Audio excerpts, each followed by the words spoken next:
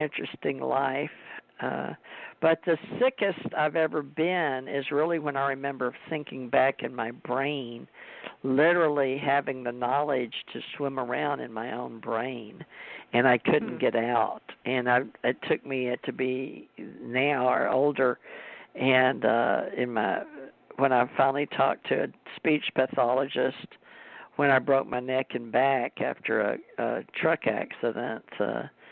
That he talked to me about. I finally asked, what did he think it was? And he said, that's impossible. And he said, that sounds like you were sunk back in your own mind. I said, that's what I thought, because it looked like a fleshy. I said, I was caught in a maze. It was like a maze of the mind, and it looked from the inside like I was caught, and no matter which way I went, I couldn't get out.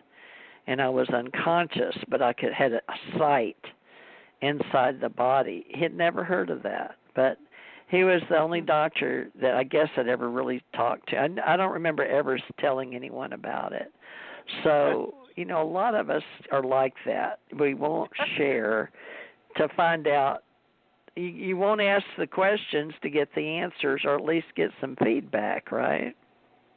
Well, yeah. I mean, people do look at you like you're crazy, or you made it up, or you exaggerated it. So, and then I read one time that a sign of maturity is that you can listen to somebody else talk about their operations without discussing your operations. And so I learned to button my lip fairly early. So, but it is my memories that I've worked harder to recover. Have been centered in what happened to me while I was anesthetized, because I think that's where people, they have memories. They think they have memories, but they really aren't memories. They're anesthetic memories. So that I think is a different type of work, and it's well worth the effort to work on recovering those memories and seeing it accurately, not like your mind has told you remember it. So it's complicated. It's quite complicated. TJ, great story, really great story. Thanks for sharing your story about you and your daughter. Oh wow! Is it only one time though? I'm still trying to get. Have you been in surgery or only once ever? Or because my daughter said she'd never been put under. Even she just used Twilight recently, and that shocked me. Even though she's my daughter, because my life was so full of being in the hospital. In surgery, so you only had the one appendicitis? No. I've had several surgeries, and it's a complicated process, I think, to get back those memories accurately with what happens with the anesthetic. Had difficulties with my health as a child, and the appendicitis was kind of an interesting thing, because I had two ovary conditions that they just never found them. And then they sent me to a specialist lab for a scan, and then that's when they found the problem. So up until that point, they just were of the opinion that I was complaining about nothing. So it was kind of a difficult situation. So it took a while to get it diagnosed accurately. And I had been in the hospital, and the girls were talking about their weekend, and they didn't do a good job on my, they did a pelvic sonogram, and they didn't do a good job because they were too busy visiting. Oh. But you finally had children, I take it. I had had one child at that point, and then I had one child after that. Yes. So it didn't impact my fertility. No, it did not. Wow. But was there anything else wrong physically? Because I remember the first time I went under anesthesia, I had my tonsils out. Did you have your tonsils out? I had my tonsils and adenoids put out, and then it was an early procedure when I had it done in 1964. They put tubes in my ears. It was still a relatively new procedure in California. So I had tubes. So we both had that done. Yep. Yeah, my daughter had tubes in her ears. 69, I guess, but that's I was the mother by that time. I was a young mother, and you had yours in '64. She was born in March '68. Huh. So, but I'm almost 10 years older than you because I'll be 69 December 26. Huh. And you just turned 60, didn't you? Right. Yeah, we're almost exactly to the day 9 years apart. 9 years. That's almost a decade. And that's my daughter didn't realize what a big, she was like Angela's just only 10 years younger than you, and she was like, I know, but that's a decade, honey. Think about it. And when I was in my 40s, I was prime, and now I'm in 60. I'm gonna be 69. But 10 years makes a big difference. It may not between 20 and 30, but it sure does. 60 to 70. Let me tell you. 60 to 70, same thing. So but did you make a recovery? I mean, did you make a recovery after your fourth child was born? Did you recover? Well, it took a long time. I have a huge life. Yeah, I got better like Superwoman, and my kids never knew anything was ever wrong with me. I've been close to death so many times in this reality that this got to be for a reason. So that's why I don't mind sharing radio now. But it is a little embarrassing, and I know it is for you too. But, I think that there's a calling for people that have had the experiences we've had. And, I've been doing radio 8 years now. We had a lot of people tune in, but they wanted readings. Of course, they left the board once they realized I was going to tell my story. So, a lot of people. So I moved us from spirituality to entertainment. That's what I did. I flipped us over to entertainment for those that want to know stories like this. They may use them in entertainment or whatever, but it's open source, folks. But I'm just looking to help those that need help, and some people may want to know about their expansion of the soul and NDE, and it's doing radio is what I do now because I can do I guess we're all going to MP4s, but right now we're still working with MP3s and live.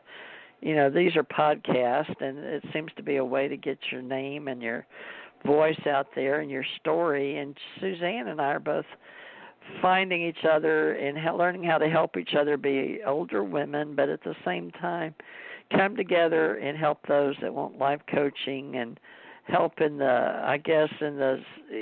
with precognition or help with the future, and how we come together as oracles and psychics. And I've trained a lot, she has too, and what we did to study was basically read a lot of books and get a lot of teachers along the way, a lot of mentors, and listen to a lot of films. And I paid a lot of money to seminars and self-help, motivation. I'm sure you did too. So there's just, by the time you get to our age, then you can just sit on what you know or do deep learning now in AI and cyberspace and the transference learning, and hopefully have people that are receptive to accepting what we've got to share with each other and those abroad and wherever you are out there in space. And there's a lot of deep subjects we can continue metaphysically and scientifically and consciously. But I've got Soul Expanse. How do you think, Suzanne, let's sort of combine and look at each other, what we have in common as to we've both been out of body. So apparently there's something, we were both born in America, and you'd be my younger sister by 9 years, we'll say. And yet, I have sisters, and all of them are within that 9 years. One was born in 54, and one 63, and one in 67, November 67. Or was that when I was married and she was already born? So you must have been born in 66, because I think she was at my wedding, so 66. So it's funny. Or was it? Yeah, she was already born when I got married. So Tish must have been born in 66. I've got three sisters. But how we're siblings is important, and I know when you're born and then you live and you die, and your soul expanse. It's got to be that life is about more than just existing in this reality. And we were talking today about dimensions, and I thought sharing the expansion of our consciousness and what we call our essence, our soul. It's a pretty deep subject you don't have with just everybody, but Suzanne and I have never really had a deep talk, and I thought we'd invite all you listeners out there to get to know us a little better, and we hopefully in 2021 may get out there and have a meeting, and I hope she and I will write a book on our intuitive side, but also how the experiences and the way that we deal with our own souls helps others. So, Suzanne, you have a very in-depth, and you call yourself a deep psychic. So you've got key words you use. You want to use that with the soul expanse tonight and your deep, I've got soul expansion consciousness. I've got two women share their own near-death experiences and soul expansion consciousness. Right. It's such an interesting experience because as a child, I must have felt extremely lonely. They say that your cosmic mother comes to you, and in a lot of ways, I think I was really very lonely as a child. But I just remember getting very comfortable with the process of being alone.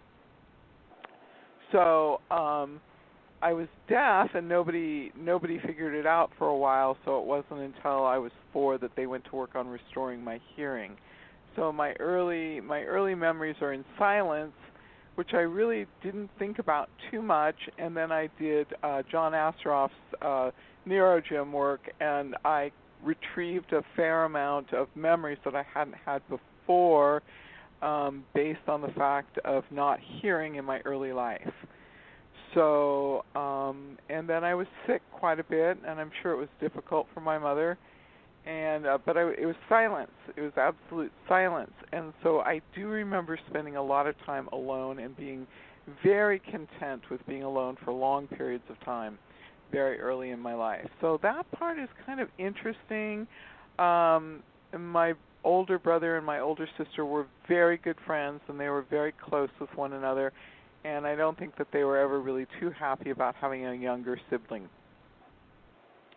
So I just sort of, you know what children are like. They just accept those circumstances, and I sort of went into my own world.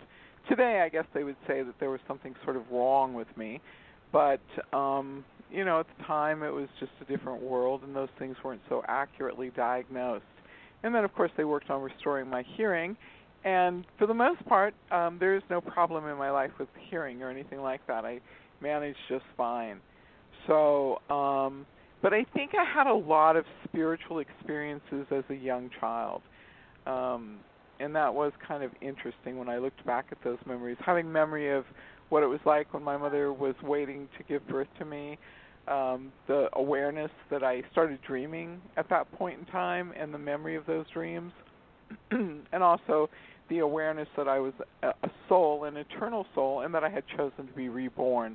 Those were some of the early experiences I remember as being a child waiting in utero, and I spent a lot of time doing regression work on that. But, yeah, my early childhood, I think I was very content with the spirit world and the dream world, and that was the source of my relationships. So I don't think it necessarily made me a interesting person as a young child, but at this point in time in my life, it has served me really well.